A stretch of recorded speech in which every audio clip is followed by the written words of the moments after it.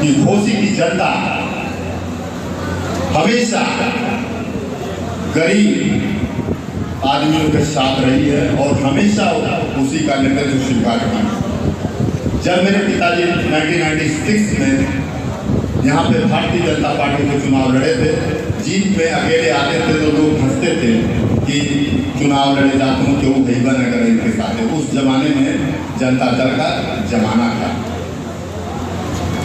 पूरब में भारतीय जनता पार्टी के साथ अगर सबसे बड़ी ताकत है तो राजभर और चौहान है।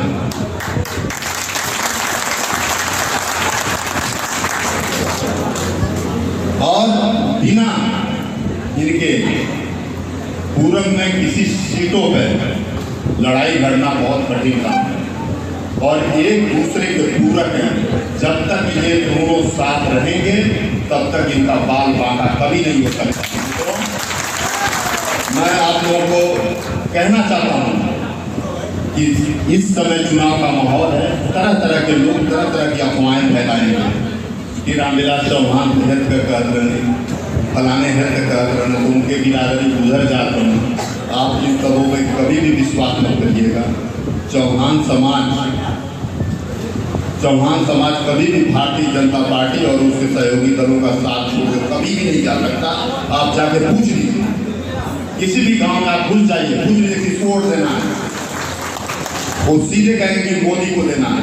आज प्रधानमंत्री आदरणीय नरेंद्र मोदी जी की देन है कि मेरे पिताजी गवर्नर हैं।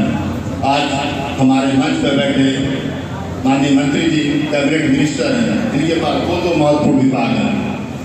केशव प्रसाद मौर्य हैं, संजय निषाद हैं और साथ में कई ऐसे कैबिनेट मंत्री जो गरीब परिवारों से और गरीब जातियों से आते हैं।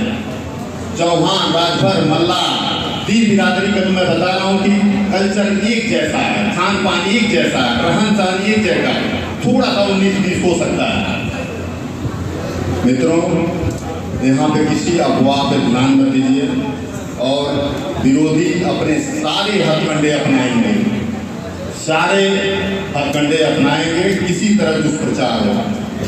आप कतई विचलित मत होइए। आदरणीय नरेंद्र मोदी जी के नेतृत्व में, इस गठबंधन के नेतृत्व में प्रधानमंत्री जी ने जिसको प्रत्याशी घोषित कर दिया है वही भारतीय जनता पार्टी का प्रत्याशी है, वही एनडीए का। चूंकि अरविंद जी का निशान, उनकी पार्टी का निशान छड़ी है और छड़ी किसी के परिचय में मोहताज नहीं है।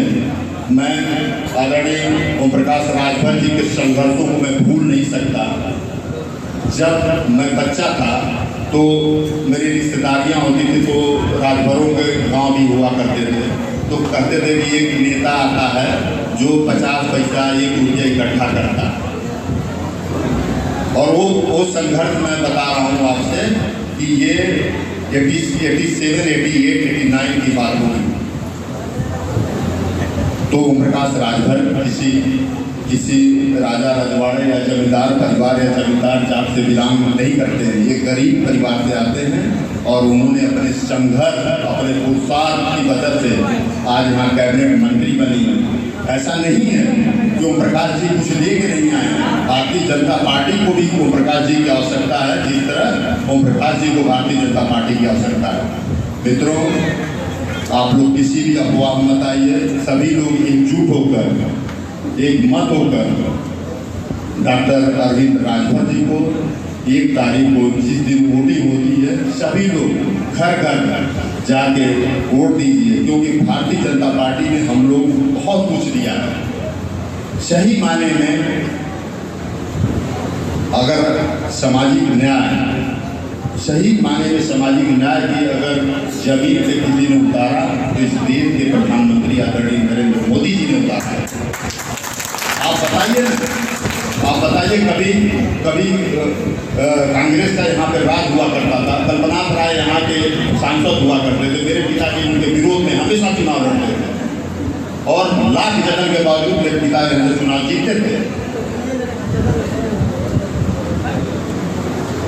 मित्रों, ये चुनाव बहुत महत्वपूर्ण है। डॉक्टर अरविंद राजभर जी को 1 तारीख को वोट देके इनको विजयी बनाए और अपना ये घोसी का इतिहास कायम रखें। घोषी हमेशा चौहान राजभरों को सम्मान दी है और मैं उम्मीद करता हूं कि डॉक्टर अरविंद राजभर जीत के आएंगे और जीत का चेहरा करेंगे। बहुत बहुत धन्यवाद।